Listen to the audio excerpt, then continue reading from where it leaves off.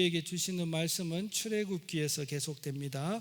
출애굽기 19장 1절부터 6절의 말씀을 제가 읽고 성경은 예수 믿는 우리를 어떻게 부르고 있는가라는 제목으로 은혜를 나누려고 합니다.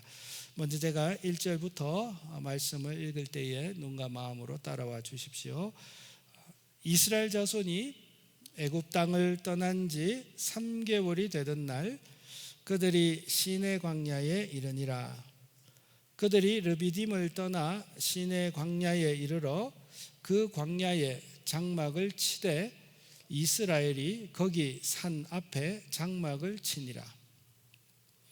모세가 하나님 앞에 올라가니 여호와께서 산에서 그를 불러 말씀하시되 너는 이같이 야곱의 집에 말하고 이스라엘 자손들에게 말하라.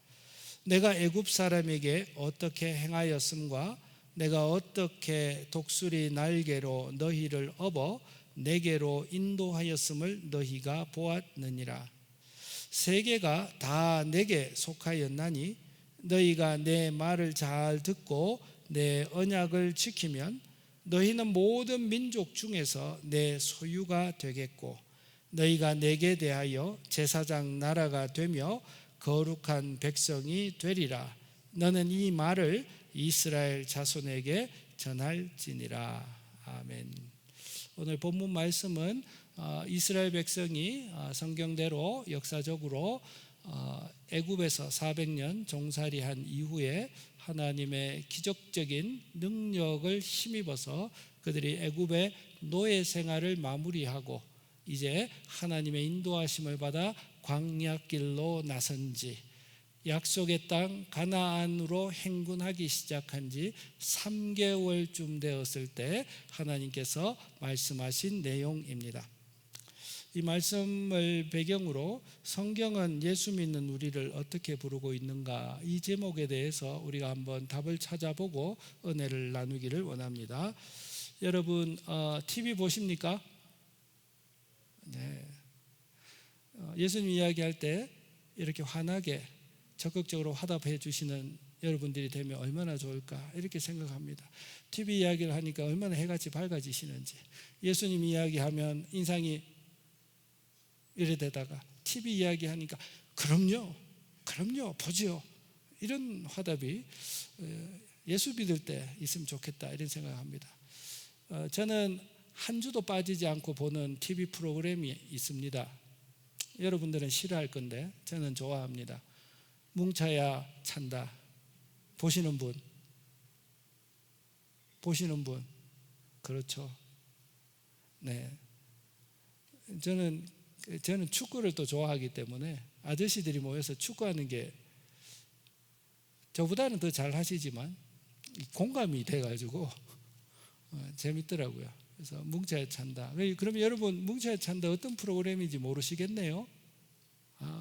그러시구나. 근데 일반 아저씨들이 모여서 축구하는 게 아니고요. 우리 그 한국의 그 스포츠 쪽에 레전드들, 뭐 올림픽에서 금메달을 땄다든가, 뭐 체조에서 금메달을 따거나, 혹은 뭐 빙상에서 금메달을 따고, 혹은 야구 선수, 뭐 이전에는 덴버에서 락키스에서 뛰었던 그 김병현 선수, 뭐 야구 선수로는 뭐 세계적인 사람 아닙니까? 이제 이런 사람들이 모여서 그 안정환 그 감독 하에 축구를 하는 거예요. 재밌지 않겠습니까, 여러분? 네, 보십시오. 저는 오늘도 예배 마치고 집에 가면 볼 겁니다. 네. 그래서 그런데 여러분 그걸 보면 제가 이제 이런 생각이 드는 거예요. 예를 들어서 야구 선수 김병현, 뭐 이전 시리즈지만 야구 선수 김병현이 가장 빛날 때가 언제일까요, 여러분? 축구할 때일까요?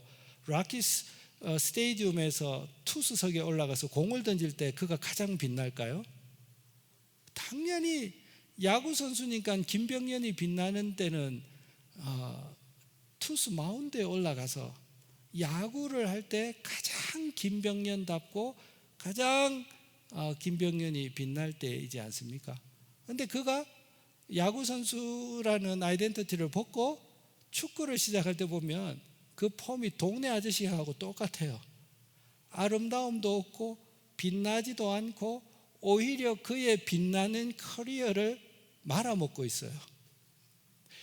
여러분, 그 사람이 있어야 할 곳, 그 사람이 입어야 할 옷을 입을 때 한 사람은 가장 빛납니다. 그렇죠, 여러분? 그래서 오늘 정체성에 관한 이야기를 좀 해보려고 해요. 여러분, 내가 누구인가 자기 정체성이 분명할 때 자기의 정체성을 선명하게 드러낼수록 그 사람의 삶은 선명해집니다. 정체성이 분명한 사람은요, 자신의 삶의 방향도 분명하고요, 자신이 하는 일, 그 사명에 있어서도 선명하게, 분명하게 해냅니다. 그래서 여러분, 내가 누구인가라는, 나는 어떤 존재인가라는 이 정체성에 대한 대답은요, 한 사람이 존재하며 살아가는 힘이 되어집니다. 모세는요, 광야에서 하나님을 만났습니다. 그는 정체성의 혼란을 그가 80세가 될 때까지 겪었던 사람입니다. 히브리인으로 바로의 공주의 딸이 되어서 바로의 공주의 아들이죠. 그렇죠? 나도 말하고 나니까 좀 이제 막 넘어가려고 그러다가 다시 한번 확인해 보니까 정확히 틀렸네. 바로의 공주의 아들이 됐죠.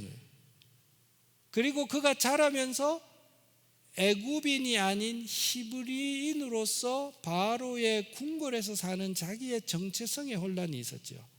그 정체성의 혼란의 결과 그는 우발적으로 히브리인을 괴롭히는 애굽인을 쳐서 죽이는 살인자가 되어지고 도망자의 신세가 되어서 미디안 광야로 피난길을 오르게 되죠. 그의 나이 40에.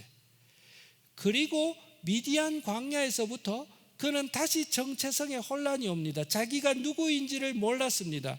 바로의 궁궐에 있었던 자기의 신분이 어느 날 미디안 광야의 목동의 신분, 장인 이드로의 양을 치는 목동의 신분이 되어져 있었으니 과연 나는 누구인가? 라는 그 질문을 40년 동안 하며 지냈던 모세의 삶이었습니다. 그런데 그 모세가 미디안 광야에서 떨기나무 가운데 임하신 하나님을 만남으로 그의 정체성이 확립되어집니다. 하나님께서 모세를 부르시고 그에게 강력하고 선명한 그의 부르심, 정체성을 허락하셨기에 모세는 히브리서에 보면 바로의 공주의 아들이라 칭함받기를 거절하고 도리어 하나님의 백성과 함께 고난받기를 잠시 죄악의 낙을 누리는 것보다 더 좋아하고 그는 하나님의 백성 이스라엘 민족을 애굽으로부터 구해내고 광야길을 가나안을 향하여 걸어가는 이스라엘 민족의 위대한 지도자의 삶을 살 수가 있었습니다. 그 터닝 포인트에는 모세가 하나님을 만남으로 그가 누구인지 자기의 정체성을 분명히 깨달았을 때 그는 한 인생을 멋지게 치열하게 한 방향으로 선명하게 살아낸 인생이었습니다.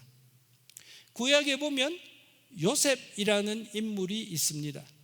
요셉도 자기의 정체성의 혼란을 가져왔던 사람입니다. 요셉의 인생을 보시면 사랑받는 야곱의 막내 아들로 태어나서 베냐민이 막내지만 그 앞에 라헬, 그러니까 거의 막내지 뭐 12명 중에 11째니까 사랑받는 야곱의 아들로 태어났고 다른 형제들의 시기와 질투를 받을 만큼 하나님 그 아버지의 특별한 사랑을 받았지만 그가 어떻게 되었습니까? 형들의 시기와 질투로 인해서 노예로 팔려버렸죠. 애굽의 노예로 팔려버리고 그의 삶이 점점 어디로? 나락으로 떨어지지요.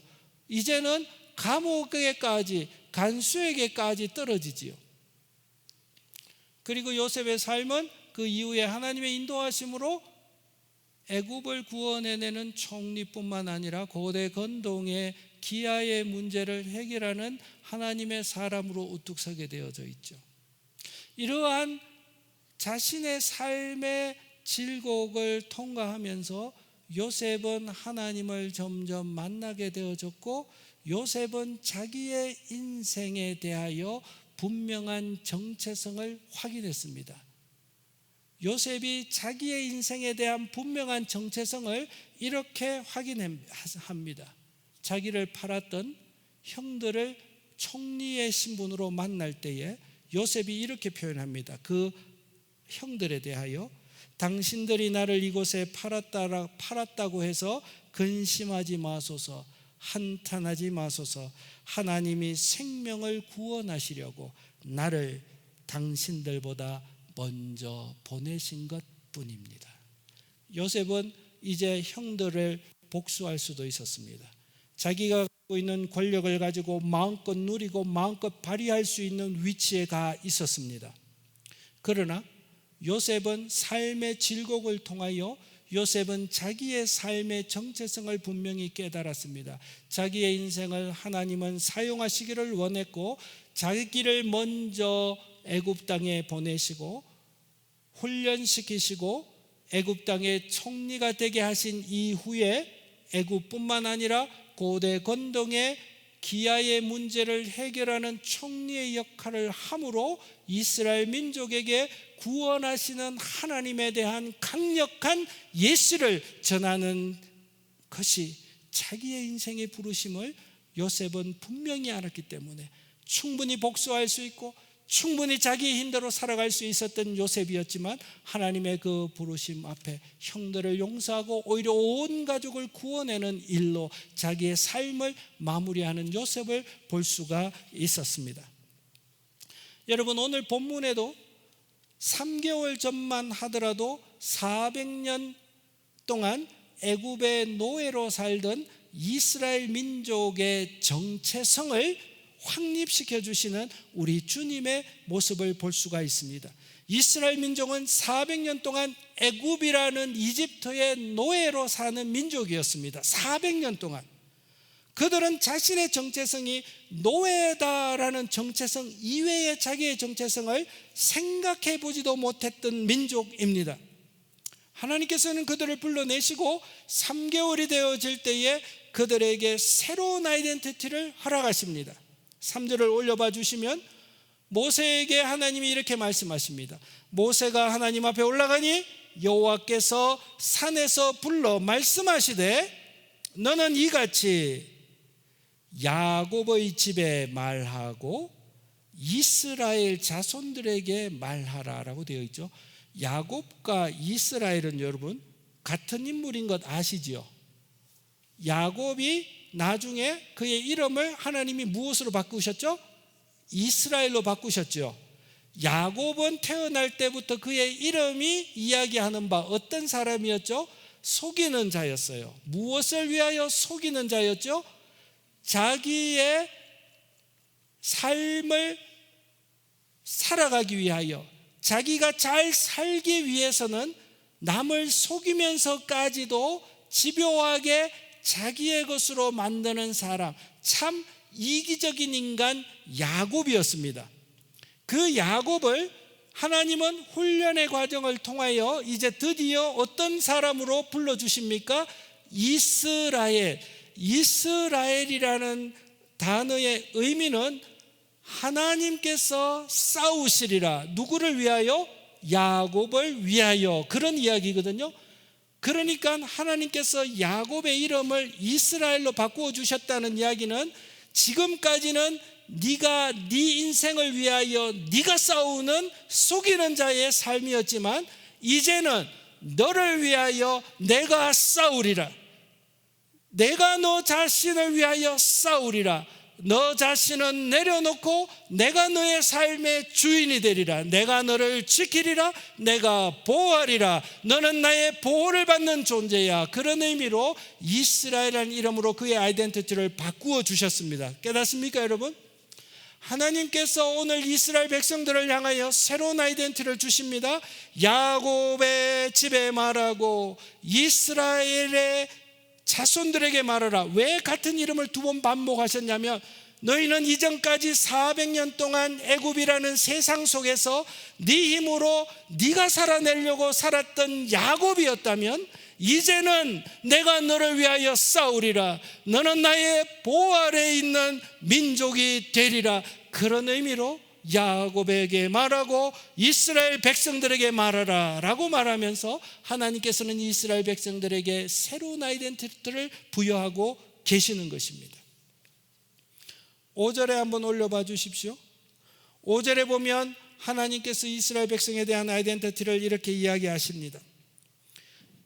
세계가 다 내게 속하였느니 너희가 내 말을 잘 듣고 내 언약을 지키면 너희는 모든 민족 중에서 무엇이 되겠고요?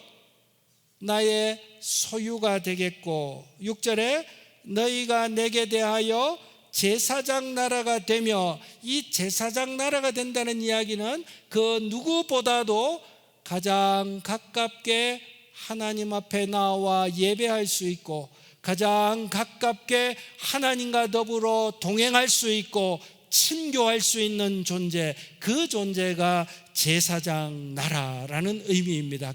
깨닫습니까, 여러분?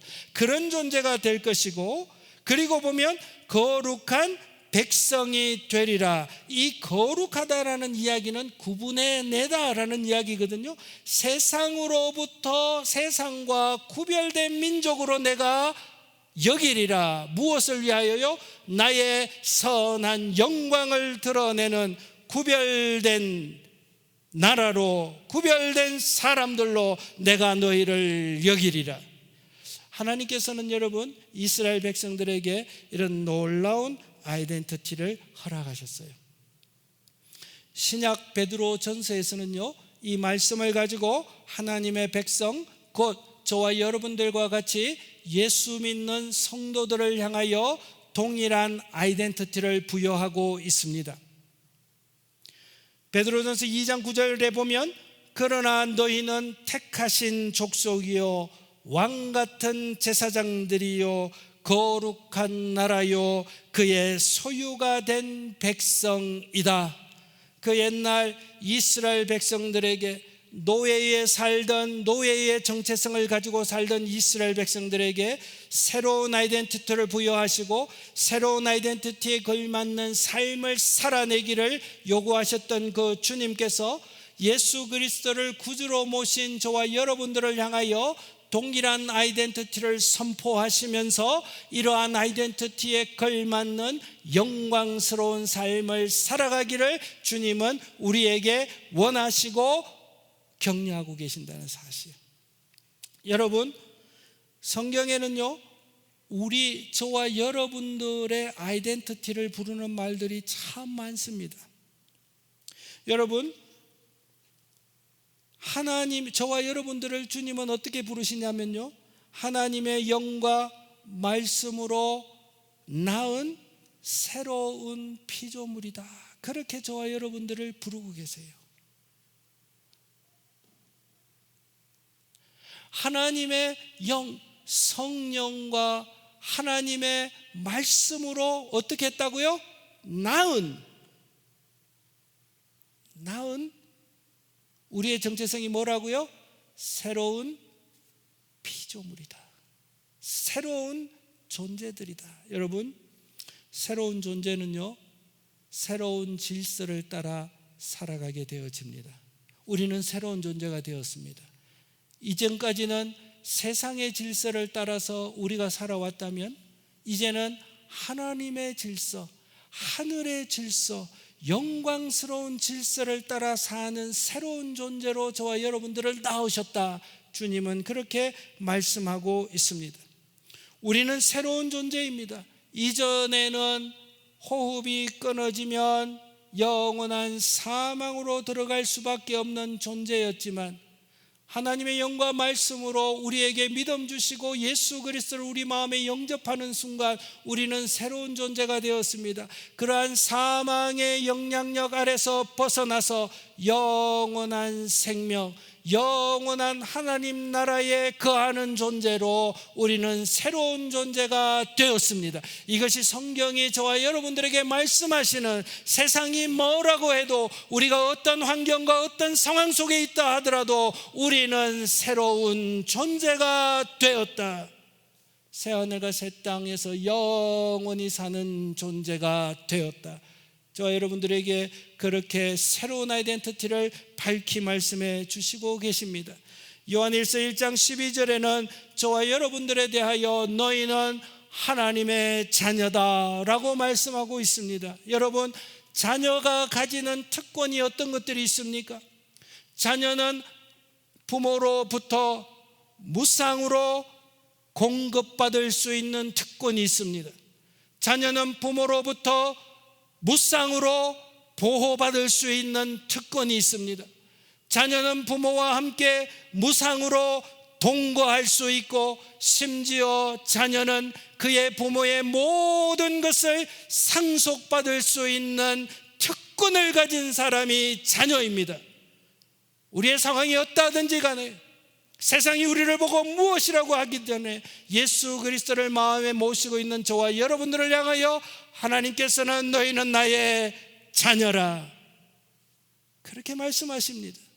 하나님은 우리에게 공급자가 되시고, 하나님은 우리에게 보호자가 되어주시고, 하나님은 우리와 함께 동거하시고, 하나님은 그의 모든 것을 우리와 더불어 나누시기를 아까워하지 아니하시는 분이십니다. 우리는 그러한 존재입니다. 고린도전서 3장 16절에는 우리를 향하여 너희는 하나님의 성전이라. 성전 안에는 누가 계십니까? 하나님이 계십니다. 한 번만 계십니까? 두 번만 계십니까? 일시적으로만 계십니까? 영원히 변치 않고 계십니다. 저와 여러분들 가운데 누가 계십니까? 거룩한 하나님, 영원한 하나님이 저와 여러분들 가운데 함께 계십니다. 성경은 우리에게 다음대이 말합니다. 너희가 하나님의 성전인 것과 하나님의 성령이 너희 안에 계시는 줄을 너희가 알지 못하느냐. 우리는 그러한 존재입니다. 요한복음 15장에는 이렇게 말씀합니다. 예수 그리스도의 친구라. 너희는 나의 친구라고 주님이 친히 그의 제자들에게 말씀해 주셨습니다. 그리고 덧붙이시는 말씀이 친구를 위하여 목숨을 주는 것보다 더 사랑이 없나니 나는 너희에게 이러한 친구라. 주님은 과연 그의 생명을 우리에게 주시는 참된 우정, 참된 사랑의 친구였습니다. 우리는 그 영광의 주님과 더불어 친구라, 그렇게 부름받는 놀라운 존재들입니다. 여러분, 부모님에게도 나눌 수 없는 이야기 누구와는 나눕니까? 생명 줄 만큼 사랑하고 나를 위해 주는 그 친구와에게는 나의 모든 것을 나눌 수 있지 않습니까? 영광스러운 그 주님과 함께 우리는 우리 속에 있는 모든 것을 나눌 수 있는 하나님의 그리스도의 친구들입니다. 로마서 8장 29절에는 심지어 우리에게 너희는 예수 그리스도의 형제라, 브로들이다, 그렇게 이야기합니다. 잠언 17장 17절에는 이렇게 이야기합니다. 친구는 사랑이 끊이지 않고 형제는 위급한 때를 위하여 낳느니라. 그렇습니다. 우리의 가장 맏형 되신 예수 그리스도는 우리가 지옥에 빠지고 사망 가운데 빠지고 사단의 자녀의 노력 삶을 살고 있는 그 위급한 때를 위하여 예수 그리스도 우리의 맏형이신 그분은 이 땅에 오셨고 우리를 살리시는 우리의 참 맏형이 되셨고, 저와 여러분들은 그 영광스러운 그리스도의 형제입니다. 뿐만 아니라 성경은 우리에게 예수 그리스도의 신부다라고 말하고 있습니다. 여러분, 세상 가운데 신랑이 가장 귀하게 여기는 사람은 신부일 것입니다. 생명 주고도 그를 지키고자 할 것입니다. 우리 주님께서는 우리의 신랑이 되셨고 우리를 그의 거룩한 아름다운 신부다라고 말씀하시고, 그는 과연 우리를 위하여 생명 주시고 우리를 살리시고 영원히 함께 거할 처소를 예비하시면서 오늘도 저와 여러분들을 이 세상 가운데 가장 존귀하고 소중히 여기십니다. 우리는 그 영광스러운 주님에게 가장 소중히 여기심을 받는 신부와 같은 존재입니다.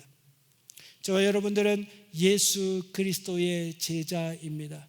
스승이 무엇을 아끼겠습니까?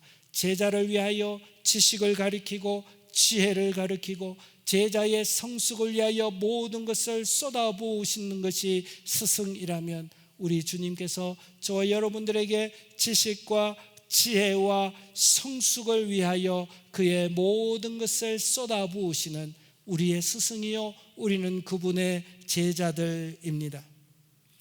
이 땅 가운데 유명한 선생님의 제자였다는 사실을 그의 경력란에 기록하고 죽을 때까지 그 이야기를 하는 것이 우리의 인생입니다. 세상의 그 어떤 스승보다도 더 훌륭하신 그리스도의 제자가 저와 여러분입니다. 성경은 또 우리에게 이렇게 이야기합니다. 우리는 영생의 소유자다. 요한일서 5장 12절에는 너희 안에 영생이 있는 것과, 저와 여러분들은 죽으면 끝나는 인생이 아닙니다. 우리의 육신은 잠시 쇠퇴할 수 있지만 우리의 영혼은 날마다 새로워집니다. 우리의 영혼은 소멸되지 않습니다. 우리의 영혼은 하나님과 더불어 영원히 함께 거합니다. 우리는 영원한 생명을 소유한 사람이기에 오늘 이 시간에도 살아있는 그분과 우리는 말씀으로, 기도로, 찬송으로 우리의 영혼이 교제하고 교통하는 것을 느끼지 못하십니까? 우리의 영혼에 살아있기 때문입니다. 우리에게 영원한 생명이 있기 때문입니다. 성경은 우리에게, 저와 여러분들은 포도나무에 붙어있는 포도나무이신 예수님께 붙은 가지이다.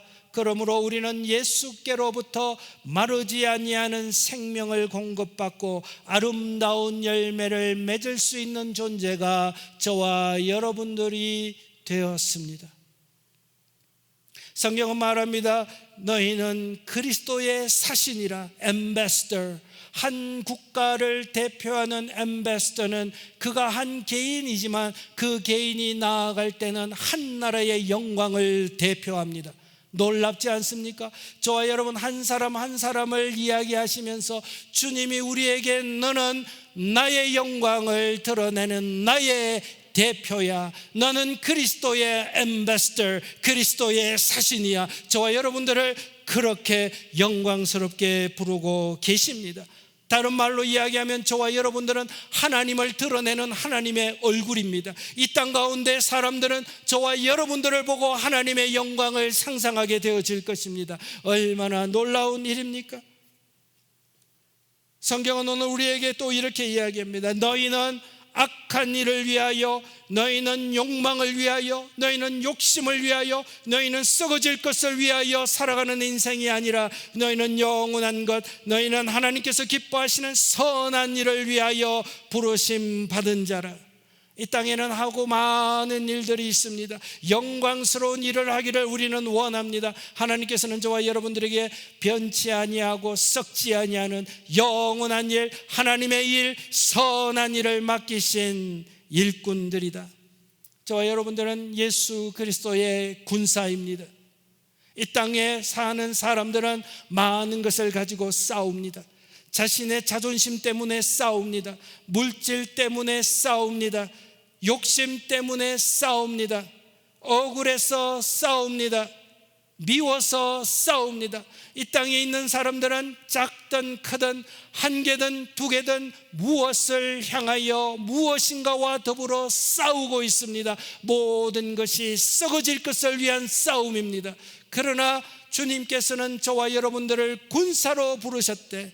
무엇을 위하여 싸우는 자로 부르셨냐면 영원한 것, 영원히 기억되는 것을 위하여 싸우는 자, 참된 군사로 저와 여러분들을 세우셨습니다. 우리는 예수 그리스도의 증인들입니다. 우리 속에 있는 예수 그리스도, 우리가 경험했던 예수 그리스도, 우리가 아는 예수 그리스도를 전하는 일, 우리는 그 일을 맡은 사람들입니다. 여러분 한번 생각해 보십시오. 한 나라의 대통령과 사적인 자리에서 사적인 대화를 나누었던 경험은 많은 사람들이 듣고 싶어하고 흥미로운 이야기이고, 내가 사적으로 한 나라의 대통령을 만나서 이런저런 이야기를 하고 이런 음식을 먹고 이런 데도 가봤다라고 하는 이야기는 자랑 삼아 할 수 있는 이야기들이지 않습니까? 사람들은 그 이야기를 듣기를 좋아하고, 그것을 경험한 사람은 그것을 아주 영광스럽게 나누는 것을 좋아하는 것이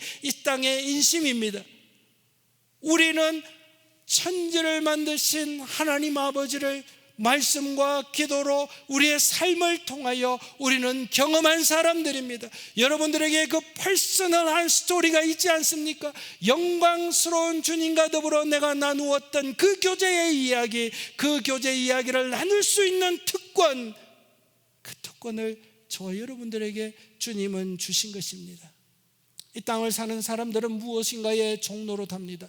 돈의 종로로 타고 욕망의 종로로 답니다. 관계의 종로로 타고 사랑의 종로로 답니다. 우리는 자유 있는 듯 하나 우리가 붙든 그것이 오히려 우리의 삶을 붙들고 있는, 우리는 참으로 본질적으로 무엇인가의 종로로 타는 인생입니다. 우리는 그것으로부터 빠져나와서 우리는 영원하신 그리스도를 위하여 살아가는 그리스도의 종이 되었습니다.